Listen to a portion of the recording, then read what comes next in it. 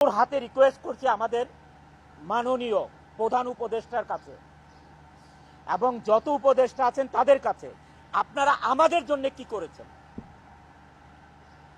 যারা 84% রেমিটেন্স আনে বাংলাদেশে, তাদের জন্য আপনারা কি করেছেন? গার্মেন্টস ইন্ডাস্ট্রি সচল রাখার জন্য কি করেছেন? আমরা সবাই আশা করেছিলাম যে ঈদের সময় অ্যাটলিস্ট একটা বেতন ব্যাংকে লোন দেওয়া হবে। যে শ্রমিক ভাই বোনদেরকে আমরা কি করতে হবে দেখেন, মার্চ মাসে ফেব্রুয়ারির বেতন দিতে হবে, বোনাস দিতে হবে, আবার মার্চ মাসের 50% বেতন দিতে হবে। একটা গার্মেন্টস মালিক কোত্থেকে পাবে এই তিনটা জিনিস এক মাসে? এই তিনটা জিনিস এক মাসে কোথায় পাবে একটা গার্মেন্টস মালিক? যারা 84% রেমিটেন্স এনে বাংলাদেশের অর্থনীতির চাকা সচল রাখে, তাদের জন্য কি করেছেন? গার্মেন্টস মালিকেরা মুখ চুপ বোঝে, মুখটা চুপ থেকে কি করতেছে, গার্মেন্টস গুলো আরএমজি গুলো বন্ধ করে চলে যাচ্ছে।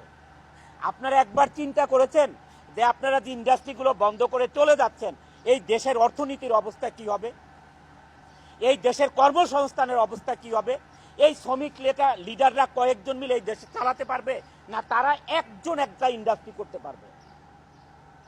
কিন্তু আপনারা কোনো পদক্ষেপ না নিয়ে কি করতেছেন?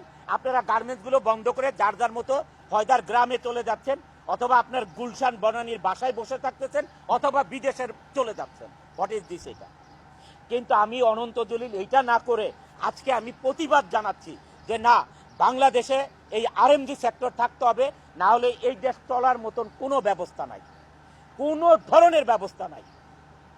আপনি যে আজকে চাল কিনবেন, আমাদের দেশে যে চাল উৎপাদন হয়, গম উৎপাদন হয়, ডাল উৎপাদন হয়, সমস্ত কিছুর 50% মতন ইম্পোর্ট করতে হয়। ভাত খাবেন কোত্থেকে? জীবনের সব আয়োজন এখানে একসাথে। ভাতটা খাবেন কোত্থেকে? গার্মেন্টসের ভাই বোনেরা, আপনারা বাজারে দিয়ে বাজার থেকে চাল কিনবেন, কোত্থেকে পাবেন আপনারা? এই চালটা পাবেন কোথায় আপনারা?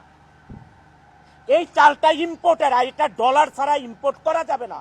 বাংলাদেশের টাকা আজকে কোনো দেশ আপনার নিবে না এটা রপ্তানি করতে, আমদানি করতে। কাউকে আপনি টাকা দিলে নিবে না, ডলার দিতে হবে।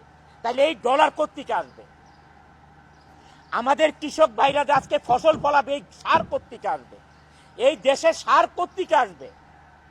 এই সার ইম্পোর্ট করে আনতে হবে, আর এই ইম্পোর্ট করতে হলে ডলার লাগবে। এই ডলার কারা এই ডলার কারা বাংলাদেশে আনে?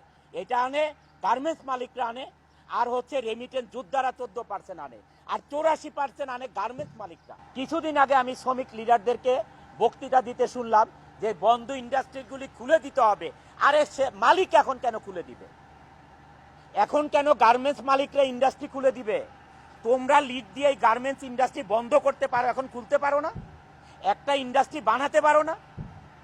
বানায় তাদেরকে চাকরি দাও। একটা ইন্ডাস্ট্রি এরকম করে বানায় তাদেরকে চাকরি দাও না পারলে। এখন কেন গার্মেন্টস মালিকদেরকে খুলতে হবে এইসব বন্ধ ইন্ডাস্ট্রি? আজকে যদি আমি ইন্ডাস্ট্রি বন্ধ করে দিই, এখানে 12,000 লোক কাজ করে, নট 12,000, 12 লক্ষ লোক জড়িত এটার সাথে। এই গার্মেন্টস ইন্ডাস্ট্রির সাথে কি জড়িত না? ব্যাংক জড়িত, ইন্স্যুরেন্স জড়িত, মোবাইল কোম্পানি জড়িত, হাড়ি পাতিল থেকে কাপড় চোপড় বানানো, বাসা ভাড়া, প্রত্যেকটা জিনিস জড়িত এটার সাথে। কি জড়িত নাই গার্মেন্টস ইন্ডাস্ট্রির সাথে? বাংলাদেশে 84% রেমিটেন্স আছে শুধু আরএমজিতে। 13% 14% আসে হচ্ছে আমাদের রেমিটেন্স যোদ্ধাদের থেকে। সারা বাংলাদেশের এক্সপোর্ট থেকে 2% আসে, 2%। মিডিয়া ভাই ও বোনেরা, আমাদের শ্রমিক ভাই বোনেরা, এই দেশে আপনারা কি করে খাবেন? আমার শ্রমিক ভাই বোনেরা, আপনারা কি করে খাবেন? মিডিয়া ভাই বোনেরা, আপনারা এটা প্রচার করুন যে এই দেশ কি দিয়ে চলবে।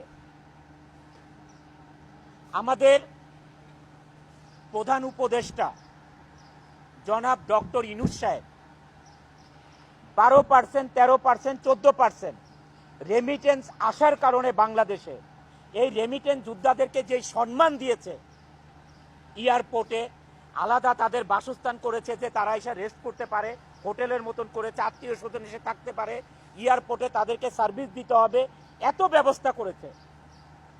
যারা 84% বাংলাদেশের রেমিটেন্স আনে তাদের জন্য কি করেছে?